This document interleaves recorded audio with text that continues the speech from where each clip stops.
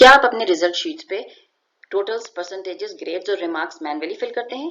अगर ऐसा है तो ये काम ना सिर्फ टायरिंग है बल्कि इसमें बहुत ज्यादा एरर्स और मिस्टेक्स की गुंजाइश है। यही काम आप एक्सेल की शीट यूज करके चंद मिनट में कुछ फंक्शंस यूज करके ऑटोमेटिकली कर सकते हैं। Welcome to my channel earn smart, जिसमें मैं टीचर्स के लिए और एडमिनिस्ट्रेटर्स के लिए टिप्स, ट्रिक्स, ट्यूटोरियल्स और कोर्सेज लेकर आती हूँ, जिससे न सिर्फ उनका काम आसान और खूबसूरत और ऑटोमेटिक हो जाता है बल्कि उनके लिए कोई ना कोई इनकम जनरेट करने के भी तरीके पैदा होते हैं।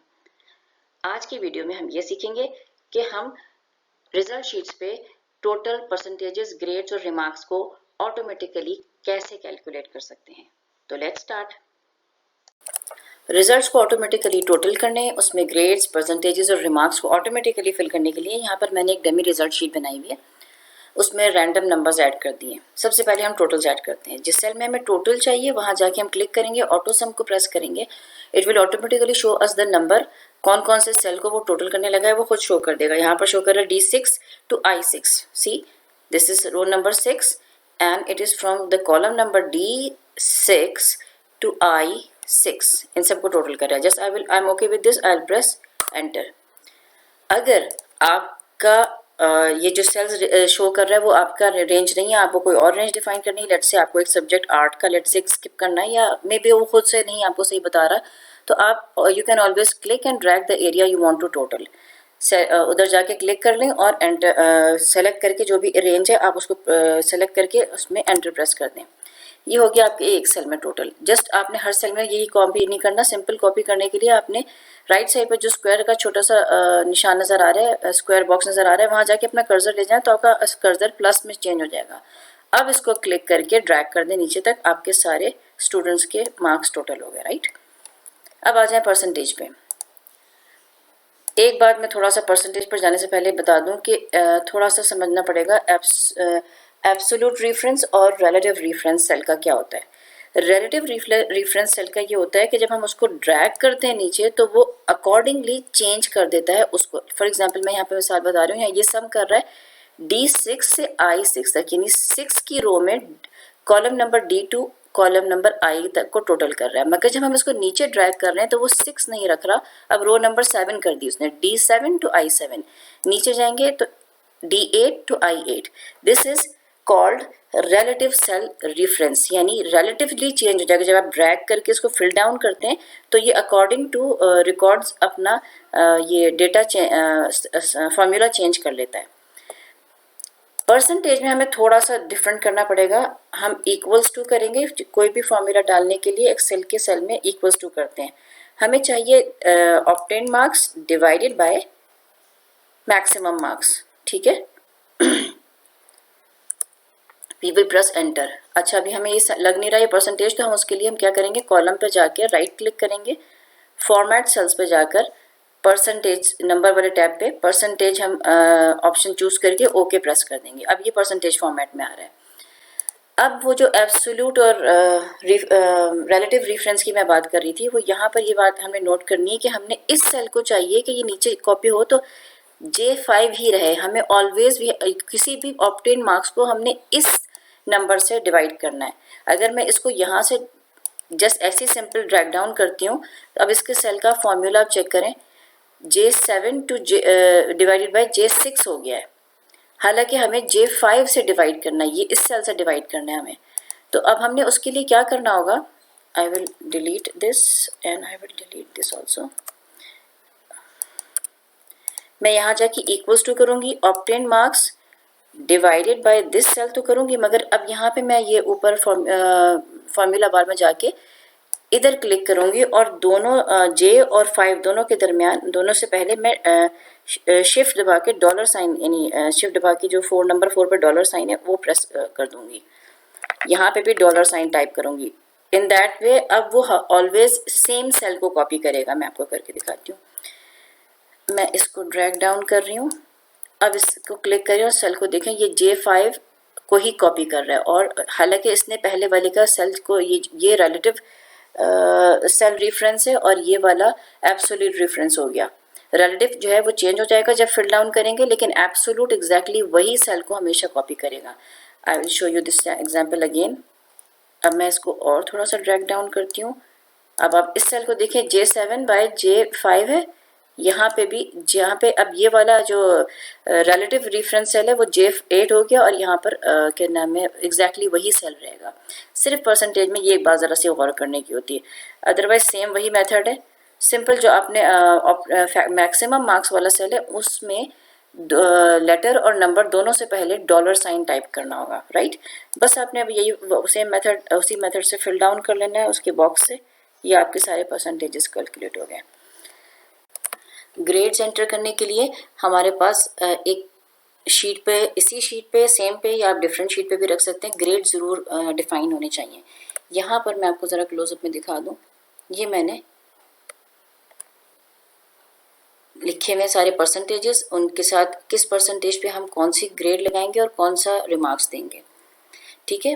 लाइक 90% पे A+ ग्रेड होगा, और उसकी जो रिमार्क्स होंगे वो आउटस्टैंडिंग होंगे। एक दो काम कर लेने हमने। एक तो सबसे पहले इस रेंज को जिसमें हमने उन सेल्स के एरिया को जिन पे हमने परसेंटेजेस और ये सारी डिटेल्स एंटर की हैं, उनको पूरे को सेलेक्ट करके हम इसको रेंज को नेम कर देंगे, यानी इसको हम कहते हैं नेम करना, इस रेंज को, इस एरिया को कोई नेम दे देंगे। उसको करने के लिए हम इस वाले बॉक्स में क्लिक करेंगे और इस पर लिख देंगे लेट्स से ग्रेड्स, ठीक है। अब इसको लाइट्स, मैं किसी भी सेल पे क्लिक करूँ, मैं यहाँ पे जब भी लिखूंगी ग्रेड्स तो ये शो कर देगा, ये इस एरिया को शो कर रहे हैं। ये हमने करना है। दूसरी इसमें दो बातें ज़रूर याद रखनी है। एक तो ये कि जो परसेंटेज का कॉलम है उसकी फॉर्मेटिंग भी वैसे ही होनी चाहिए जैसे हमने अपने परसेंटेज की थी, यानी कि परसेंटेज, ठीक है। ये परसेंटेज फॉर्मेट पे होना चाहिए, जैसे हमने अपने रिजल्ट शीट में इसको फॉर्मेट में किया था, परसेंटेज फॉर्मेट पे सेट किया हुआ है, इसी तरह इसकी फॉर्मेटिंग भी इसी पे होनी चाहिए सेम। दूसरी चीज़ ये कि हमने परसेंटेजेस को असेंडिंग ऑर्डर में डालना है, यानी कि पहले सबसे छोटा, फिर उससे बड़ा, उससे बड़ा, उससे बड़ा। हम अगर ऑपोजिट डायरेक्शन में करेंगे तो रिजल्ट्स में गड़बड़ हो जाएगी। ये हमने वंस कर लिया। अब हम रिजल्ट शीट पे वापस जाएंगे और हम यहाँ पे एक फार्मूला एंटर करेंगे। फार्मूला एंटर करने के लिए हमें always we have to press equals. अब यहाँ पर फार्मूला क्या फंक्शंस आ जाते हैं डिफरेंट।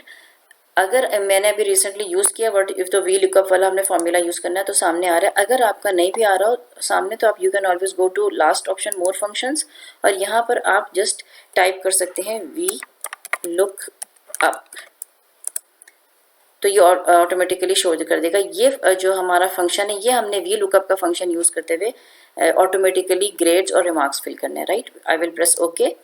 अब ये वी लुकअप के फॉर्मूला को एंटर करने के लिए बस थोड़ा सा समझना है। एक तो ये कि किस वैल्यू को वो जज करके यहाँ पे ग्रेड फिल करे। पहला क्वेश्चन इसका ये है लुकअप वैल्यू, यानी वो किस वैल्यू को लुक करे, देख कर फिर यहाँ फिल करेगा। तो हमने ये शो करना है, ऑलरेडी ब्लिंक हो रहा है ना यहाँ पे कर्सर, जब यहाँ पे ब्लिंक हो रहा हो तो हमने जाके इस सेल को क्लिक कर देना है कि आपने ये वैल्यू देखनी है।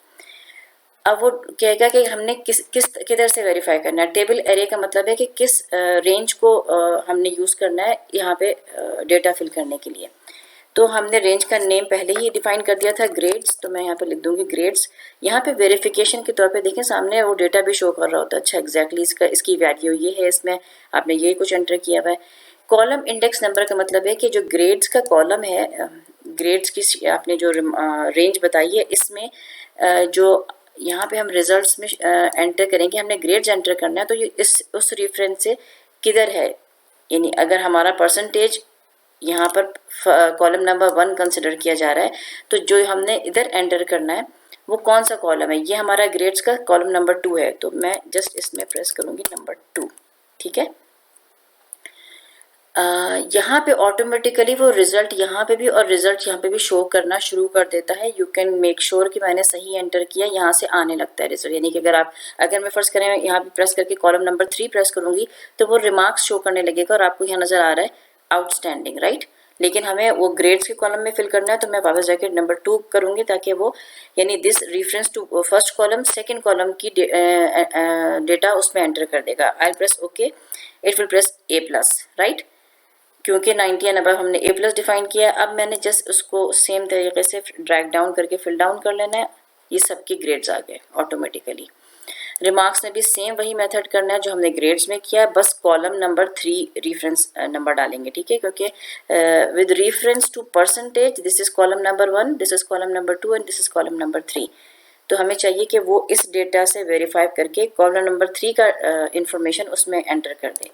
तो फिर से मैं सेम मेथड करूँगी, इक्वल्स टू प्रेस करूँगी, वी लुकअप यहाँ अगर आ रहा है ऑटोमेटिकली, ठीक है, यहीं से प्रेस करूँगी तो ऑटोमेटिकली ये फंक्शन आर्ग्यूमेंट का डायलॉग बॉक्स खुल जाता है। लुकअप वैल्यू कौन सी करनी है उसने अगेन यहाँ पे क्लिक कर रहे, मेक श्योर कि यहाँ पे क्लिक कर रहा हूँ, मैं यहाँ सेलेक्ट करूँगी। देखें वो वेरीफाई करने के लिए आपका, क्योंकि हमने फॉर्मेटिंग चेंज की हुई इसलिए इसमें एग्जैक्ट नंबर आ रहा है, इस फॉर्मेटिंग से नहीं शो कर रहा। तो हमने ये दिखा दिया कि हमें ये वाला वेरीफाई करने के लिए यूज़ करना है। टेबल एरिया में फिर लिख दूँगी मैं ग्रेड्स, यानी मैंने वो रेंज जो डिफाइन की हुई थी। फिर कॉलम इंडेक्स में अब की 2 के बजाय मैं 3 करूँगी क्योंकि थर्ड वाला चाहिए। यहाँ पे वो रिजल्ट ऑलरेडी शो कर रहा है, आप रिकन्फर्म कर रहे हैं, आपका रिजल्ट सही आ रहा है।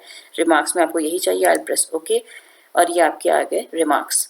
मैं इसको ड्रैग करके फिल डाउन कर दूँगी, ये हो गया आपके automatically with in few minutes आपका सम, आपका परसेंटेज हर स्टूडेंट का, और ग्रेड्स और रिमार्क्स। आपने खुद से ना ही लिखने की मेहनत करनी है, और इसमें ये काफ़ी अच्छा रहता है क्योंकि खुद से इंसान मैनुअली करे तो मे बी कभी कैलकुलेशन में मिस्टेक हो सकती है, कभी कोई ना कोई ओवरलुक कर जाता है। इसमें काफ़ी परफेक्ट रिजल्ट्स होते हैं।